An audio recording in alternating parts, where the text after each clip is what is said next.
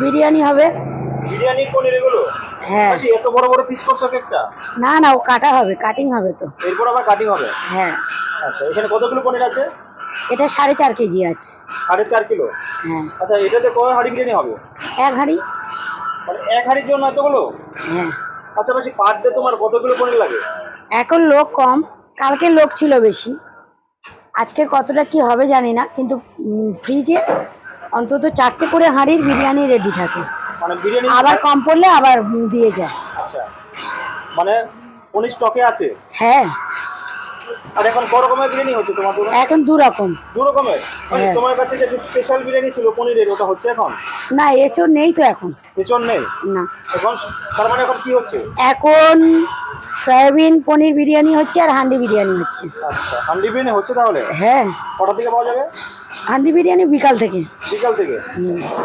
আমার একজন মালক কি, সে এখন অপারেশন হচ্ছে চোখে।